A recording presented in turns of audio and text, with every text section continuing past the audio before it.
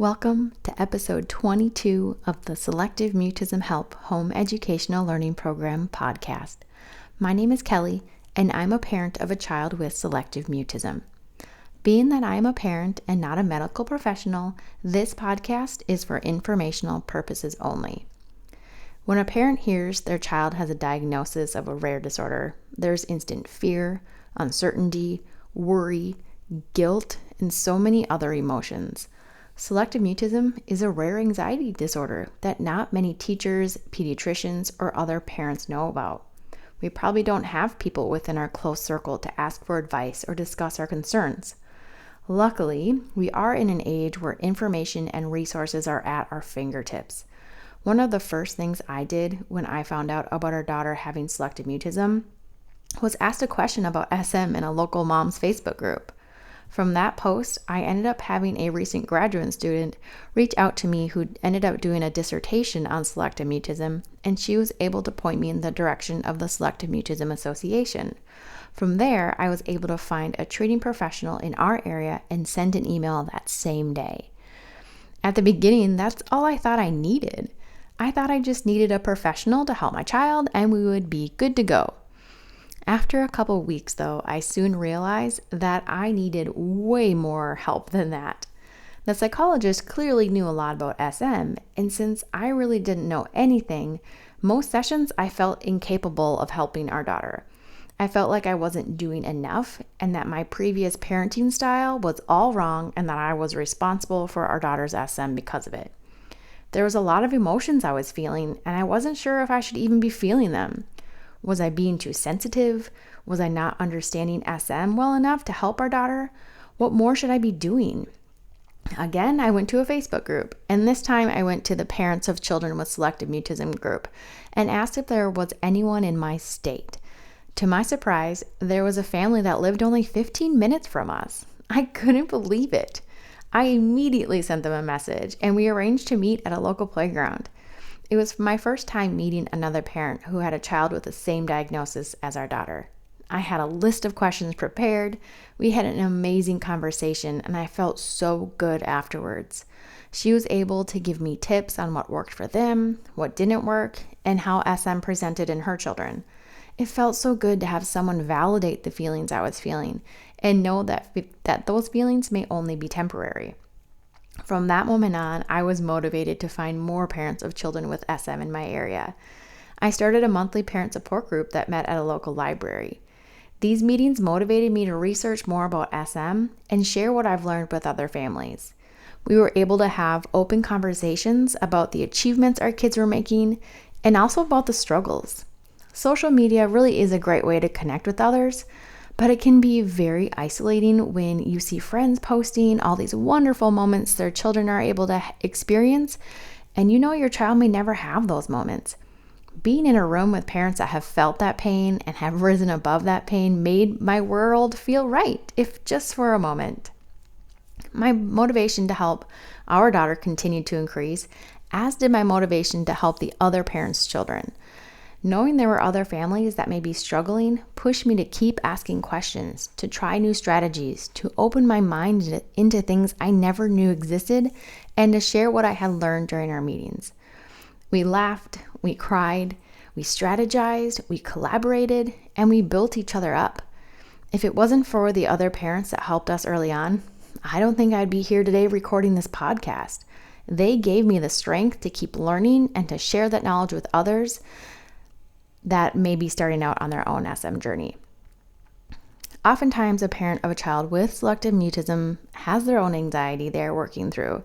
It may be difficult to voluntarily put themselves in a situation where they may be asked to talk in front of a group of people they have never met. It may be easier to avoid that situation than to go through the stress and anxiety of it. If this sounds like you, I really hope you rise above and push past those thoughts and open yourself up to connecting with others. Even if you're there to listen at first, just being around people who have been through a similar journey gives you a sense of belonging and community. If you have the opportunity to meet with other parents, I highly suggest taking it. I remember having so many questions and situations occur that I didn't know how to handle and didn't know who to turn to when we started in our sessions with our therapist. I knew if I emailed our psychologist, she may not get to it right away or make me feel like I should know the answer by now. When we were in the sessions, I usually forgot what I was going to ask, or I felt like my question wasn't going to be validated or answered fully. The support group gave me people I could reach out to and get a response from almost immediately. They answered my questions and didn't pass judgment on me for asking them. I wasn't feeling alone and ill-equipped anymore. I had resources. I had my people. I think my favorite part of being involved in parent support groups was having a place to share our daughter's victories. My friends didn't understand how big of a deal it was when our daughter was able to whisper yes when a cashier asked if she wanted a sticker. They couldn't understand fully as to why I would get so emotional when our daughter spoke to her friend for the first time. But the people that did understand and cried along with me were the ones who were going through the same thing. And to hear their child's victories and know that one day soon enough our daughter would have victories like that kept us moving forward and motivated to keep going. In the 4.5 years since our journey started, I haven't quit supporting other parents. I know the struggles. I've asked all those what if questions. I've worried. I've felt guilty. I felt alone. I felt helpless and hopeless. The motivation for me to start hosting free online summits was to give parents answers to their questions. The motivation for me going back to school to treat kids with SM was for me to be someone parents could trust to help their child when it seemed like there was no one else. The motivation to start parent coaching was for a parent to know they had someone they could turn to that would give them real-world advice and answer whatever question they had with no judgment. And now I'm motivated to start facilitating virtual parent support groups to be able to come full circle back to the place where I got the most help when I was just starting out on our journey. I've learned a lot over the years, and I'm excited to share the information within parent support groups.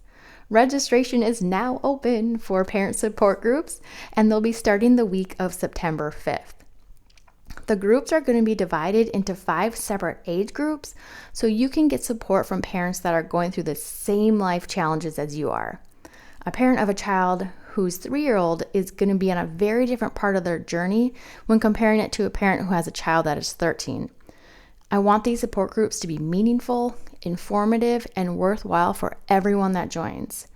Each group will be limited to 6 families, so make sure you register early to get a spot. This is to ensure that everyone has an opportunity to ask questions and to share what is on their mind and in their heart. Each group will meet for 45 minutes once a week for 4 consecutive weeks.